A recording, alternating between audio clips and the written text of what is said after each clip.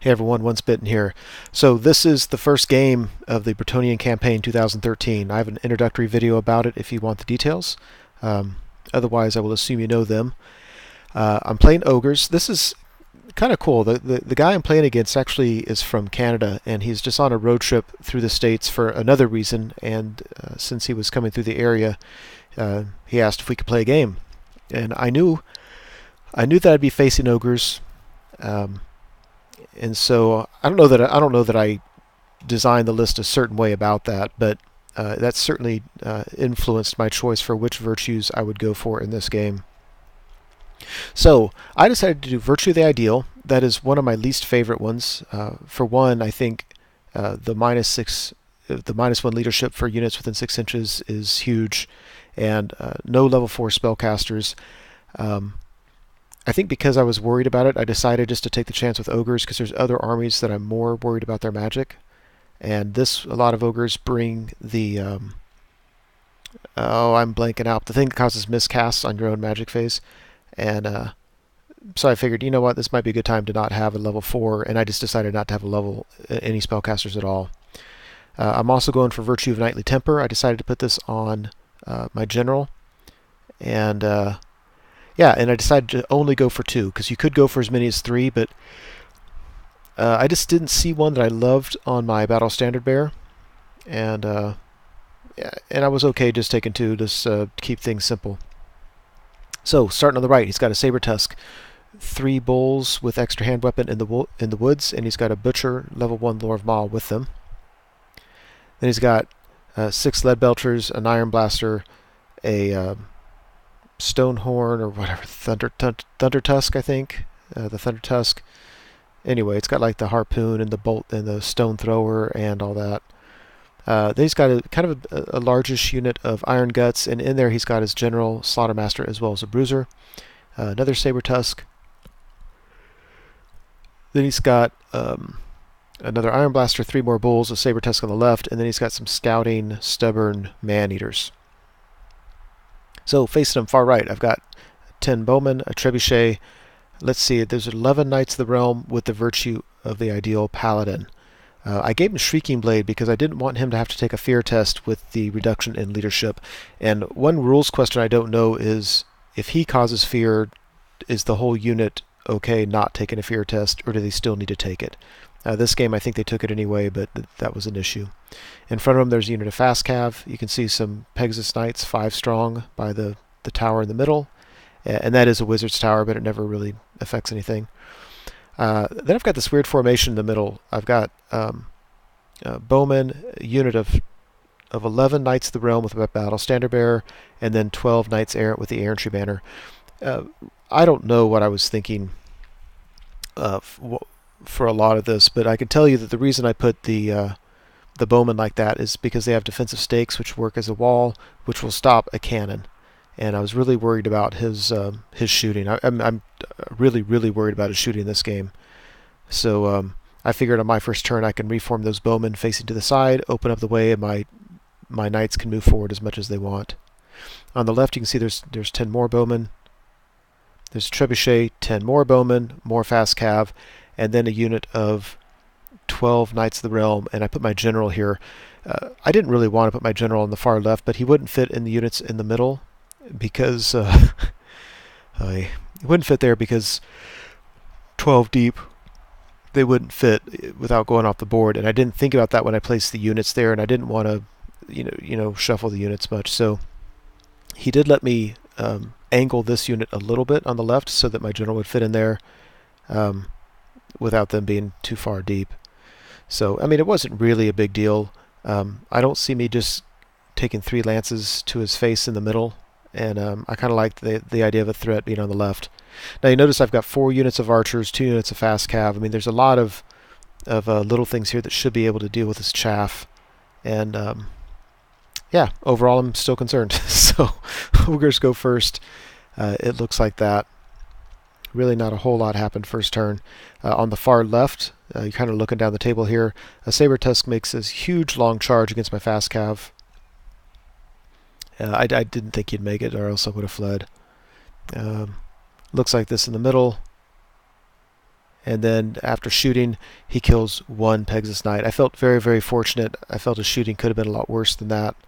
But his cannons just really kind of failed. So after combat, the fast cav were beaten in combat and run down. And the Saber Tusk lands right there. So my Knight unit... Oh, excuse me. My Knight unit can see it. They can easily charge it. The angle's going to be such that because we're at the side of the board, I'm not going to have to line to him. He's going to have to close the door to me, which is going to give me an overrun more towards the middle of the table, which is kind of nice.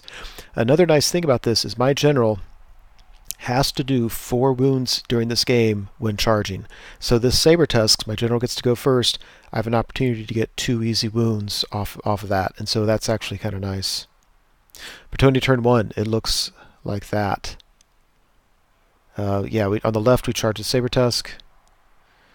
Here in the middle I do the reform with the archers and move up, as you can see them. It's this weird dance. I don't, I want to get close enough to charge him, but I can't be so close that he can charge me. And although I do have the advantage on that, it's still kind of tough. It looks like on the left I'm pretty aggressive with the man-eaters. I don't know what I was thinking there, if I just wasn't concerned at all about them charging, but overall I couldn't really back up that much, and they vanguarded there, or scouted there. Here on the right I move my fast cav up so the bulls don't get just an easy charge on my Knight unit. And again, hindsight being 20/20, I don't know why I was worried about it. I think that Knight unit could do just fine against those bulls charging. And yeah, I really wanted to charge his Iron Blasters, but he's just kind of far away with them. And so my thinking here is, if nothing else, I should be able to wipe out, well, not wipe out, but do a lot of damage to these guys. The problem is they're going to be steadfast on a 9 rerollable. I think a 9. And yeah, he's got the standard of discipline with his general, so he might even be 10, whatever he is. And then if I don't break him, he's probably going to be charging me in the flank with his big monster, so probably not the wisest of moves, but I didn't have a whole lot of things I could charge, and I wanted to get some of his shooting off the table. Bowman on the right, take care of a Saber Tusk. On the left, the Saber Tusk is dead, and I overrun, as you can see, so I kind of like the position my general's unit is in. And then after combat, I don't know what odds are here, but I really felt that killing only one of his lead belchers was poor rolling at the time. He did, I think, only 1 wound to me, and of course he was steadfast. He was going to be steadfast unless I killed 4 models, and that wasn't going to happen. So yeah, I guess my hope here is that if he beats my Peg Knights in combat, that's fine, as long as I can get away and have at least 2 guys left so I can rally. Because I can whittle down his lead belchers, tie him up for a turn or 2, but that may not happen. Anyway, Ogres turn 2. His I should know this. Thunder Tusk charges the flank of the Peg Knights. His bulls on the right charge my fast cav, and I fled. And then his Iron Guts charged the fast cav, and they had to flee again. So they are behind my BSB's unit. The bulls on the right went ahead and charged the front of my Green Knights unit, and again, I don't know why I was ever concerned about that. I've got tons of static combat res. If you look on the left, his man-eaters charge my Knights Errant, and it's one of those things that, he's pretty nasty, but I've got so many wounds there, so much static combat res. I'll be steadfast, rerollable for a while. I think he's going to tie up the Knights Errant, but who wins that in the long run? I'm really thinking it could go either way. And keep in mind, I've got my general's unit on the left ready to come into the middle, so I don't necessarily need those Knights Errant. If I can charge my BSB and my general, if I can threaten his Iron Guts with one of them being in the flank. Yeah, so there's that. Yeah, 3 man-eaters. My guess is during my shooting I must have killed one of them. Yeah, there's that charge. That's on the right-hand side.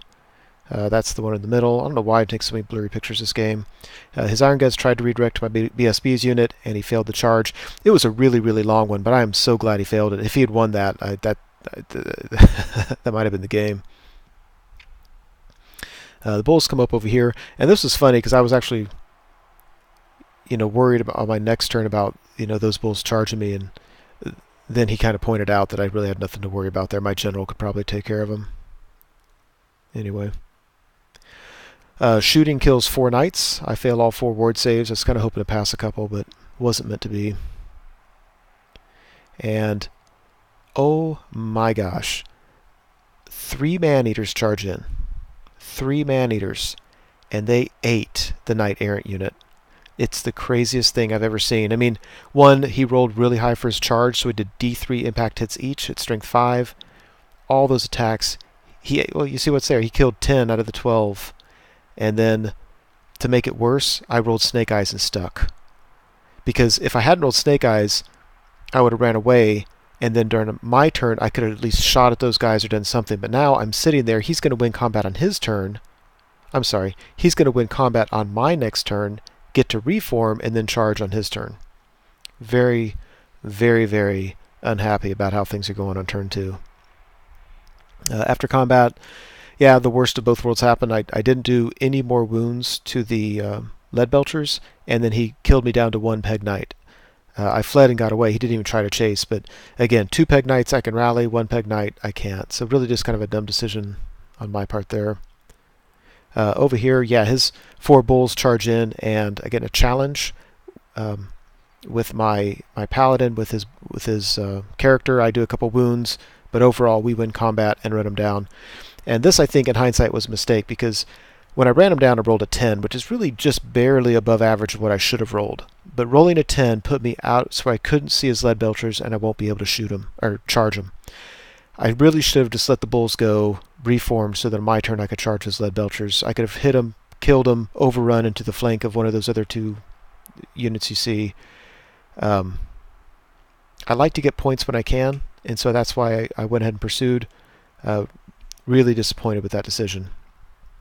Very short-sighted. So Bretonnian turn 2. So if you look in the top right, my knight unit can just reform because there's nothing else I can do. Obviously my peg knight did not rally. He is where you see him. I decided to charge both archer units into the man-eaters, which sounds crazy, right? Because I'm just feeding him all this combat res. But the fact is, he's going to kill those knights errant. So my thinking is, as long as my peasants can lose 5 models or less and be steadfast, and hoping I can do enough wounds, I think I need to do 1 or 2 wounds to his man-eaters, and he won't have any ranks. I'll have 1 rank. If I can be steadfast, I just need my guys to hold him up. I don't want him to reform on my turn and then charge on his turn. So that's what I'm doing there. Yeah, there's that mess. Yeah, I need to do 1 wound to him. 1 wound, and then I'll be steadfast on 2 fronts. Don't have great leadership, but I can test for the peasants first if one of my knights errant are still alive and be at leadership 7, and my BSB is in range of the archers on the right. Yeah, this is my reform. I hate this. Now he just has to reform and go into the building with the lead belchers, move his Thunder Tusk out of the way, back up his Iron Blaster, and these guys are freaking worthless. During the shooting phase, basically I was targeting my trebuchets at the middle of the Thunder Tusk because I like that if it's scattered, there's a lot of things it could hit. So the first one scattered, hit the Iron Guts, did some wounds, and the second one did a dead hit and did 4 wounds to it. So can't complain about that. So this is what it looks like after combat. Basically, he had 3 man-eaters, right? So he bit 1 of them on each archer unit and 1 of them at my knights errant. Well, the knights errant, he only killed 1 of them, so I still had my guy. So when it came time to take my break test, I used his leadership before I took his test. So both of my archer units were steadfast, and both of them stuck. So I don't know if that's the right move or not, but that's my plan worked, for better or for worse. Ogres turn 3. Moves up aggressively with his Iron Guts. He does everything I said he was going to do. With his Iron Blaster, moves back. His Thunder Tusk moves away. So my Knight unit on the right is wasted. He parks a Saber Tusk in front of my Knight unit on the left. I was really kind of frustrated with myself because I have 4 units of archers. I should have been able to deal with Saber Tusks, and I didn't. And now they're causing problems. So, yeah, there's that. The only good news there is I can charge it. And this is something that occurred to me because I'm looking at the game. It seems like it's circling the toilet a little bit. I mean, my BSB's unit got cut in half. My Knights Errant got obliterated. My Peg Knight, 5 Peg Knights, they're gone. My Knight unit on the right is far away from the action. Just things are going awful. And then I'm thinking, I don't have to win the game for the campaign. If I kill the Sabertusk with my general's now fulfilled his obligations. My Green Knight, my other paladin, I didn't realize at the time, but he's already fulfilled his obligations. All I have to do is keep these 2 characters alive, and I've got the game as in terms of the campaign is concerned. And that idea occurred to me right at this point. So I'm like, okay, yeah, things are going rough in the middle, but I still have a chance to do what I need to do with the game. So there's that. Let's see. After combat, man-eaters kill all of one archer unit. The other one breaks, lands right in front of my fast cav, which is actually perfect. Actually just wonderful. He reforms because he wants to charge the trebuchet. So we go to Bretonnian turn 3. My archers rally, and I keep them exactly how they were. That way, if he wants to, really all he can do with his Iron Guts is charge them, and I'm happy with that. I really don't want to get my BSB's unit in with those Iron Guts because he's just going to destroy me there. And you can see those buffs on the table. Remember, I don't have a magic phase at all. Anyway, you can see how things are there. The bad news is, yeah, so on his magic phase, the only spell I cared about was Curse of Honor here, and he got it off. And I don't remember if it was Irresistible Force or if I just couldn't dispel it. Either way, it goes off. I charge anyway, and I lose... What is that? I started with 12, and I'm at 6, so I lose 6 knights, or I lose 5 knights to dangerous terrain. I felt that was somewhat unfortunate, but what you gonna do? Over here, yeah, I think I tried to charge, and I failed, so so frustrating. And another thing that occurred, he pointed out too, is I can't just be real aggressive and rush up unless I want to get charged by that thing, and it's no joke. It would probably do a fair amount of damage to my knights. Good news on the left side of the board. The archers shoot at his small unit of bulls. I do enough wounds to force a panic test, and he runs away, which is kind of nice. Yeah, there's that. Yeah, my general failed his dangerous terrain as well. Just everything failed there. After combat, yeah, I killed it. The Sabertusk. So my general's now good. I mean, he's done everything he needs to do as far as the campaign is concerned. So I just reform to face his bulls at the side of the table. Because my thinking is, 1, I can get those points easily, and 2, I don't like what I have available to go against his Iron Guts, so I've now decided just to say, screw the Iron Guts. I'm going to try to mop up all the other points on the table, and just let the Iron Guts do what they can do. Ogres turn 4. He charges my bowmen the archers in the middle, and I hold. His Thundertusk charges my knights, my mounted yeomen, and I flee. His man-eaters charge my trebuchet here on the left, and he failed the charge. That was very, very nice for me. Yeah, that failed charge was very helpful. Here on the left, he does rally his bulls, but I'm just going to get to charge him. Here on the right, yeah, his lead belchers are in the building just shooting at stuff. I think I did target them with 1 stone thrower because it does d6 hits, and each one is strength 10, and each one of those does d6 wounds, so it has the potential to do a lot, but it didn't. Yeah, I think this is showing... yeah, whatever. He easily beat the bowman. He just reformed afterwards to face my BSB's unit, and there's no way I'm gonna charge into that. There's no way. So I'm just going to use that building to shield myself from them. Bretonnian turn 4, move the mounted yeoman up to block the man-eaters, because I really need the trebuchet, because that's the only way that I'm going to get some points off the table that I need to. Take the BSB, do a swift reform, and move around the building. Yeah, there's the left. Yeah, make the charge with my general's unit to his bulls. Those are just small points, but they're easy points to get. You can look at my Green Knight's unit. Every time you see that unit, it's less and less and less. He's got cannons going at it. Lead belchers are doing some, just tearing it up. My choice is to march up within easy charge reach for him to charge me and do all those strength 5 or strength 6 impact hits, or to stay where I am, or to try to charge, hoping I get a 10 or so, and just keep on failing it. So over here is kind of funny. I kind of whiffed my attacks, actually. Didn't kill him. He's just down to 1 bull left with 2 wounds, and he rolls snake eyes, so he sticks. Just kind of funny. And actually, that's wonderful. I'm telling you, winning combat on your turn is okay, but there are a lot of situations where winning it on your opponent's turn is much, much better. And in this case, it's awesome, because if I win on his turn, instead of chasing him, I can reform, and I might be able to get a charge off on an Iron Blaster that he's not expecting.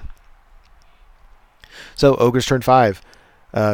Yeah, his Iron Guts couldn't declare a charge against my BSB's unit because he'd be my flank, and there was no way that we could make that happen. So he just moves up.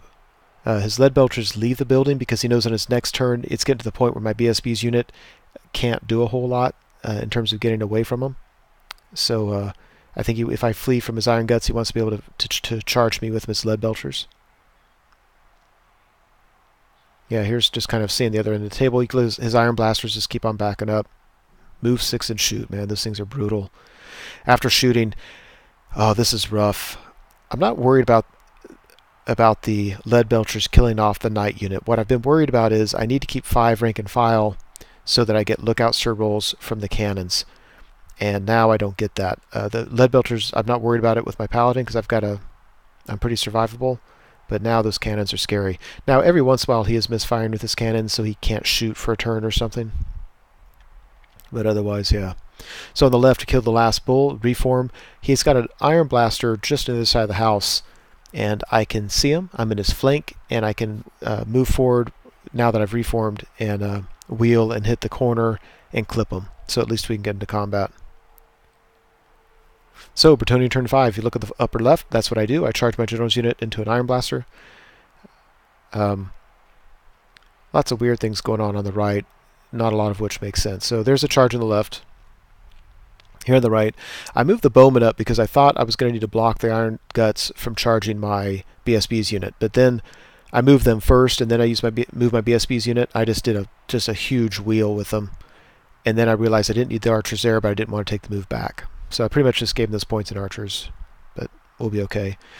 Here I'm thinking, you know what, you can shoot me, you can charge me. Either way, I think I can survive that.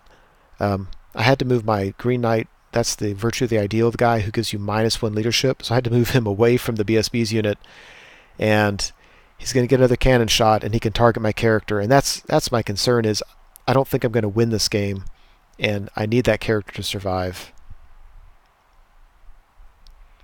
So anyway.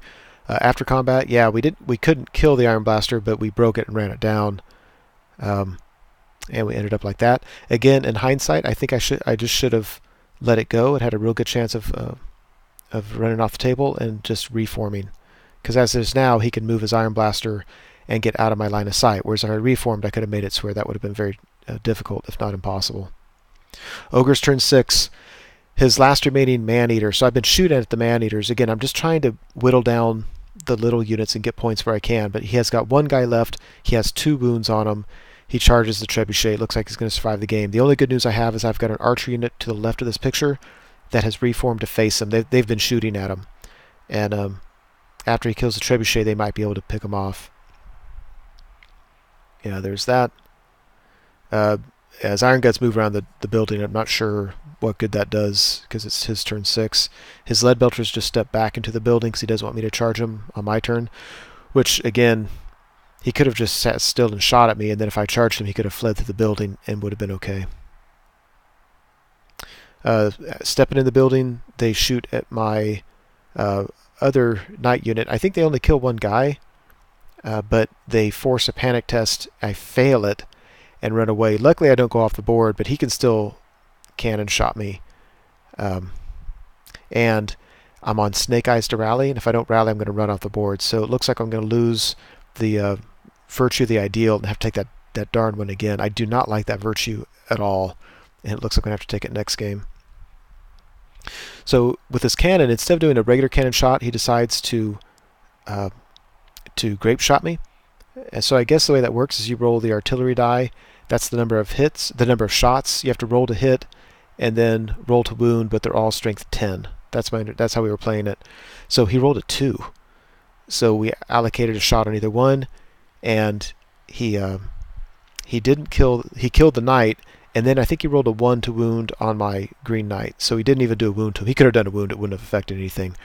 But the great thing about that is when he killed the knight, now I'm not on Snake Eyes. Now I'm on leadership 7, maybe with a reroll. So that's huge. I think he was kicking himself, but at the same time, that's kind of unfair. He did. Who knows that you're going to roll a 2? He had a really, really good chance of just obliterating that whole unit. He could have left him alone, and they would have ran off the table. Yeah, kind of funny, probably a mistake there.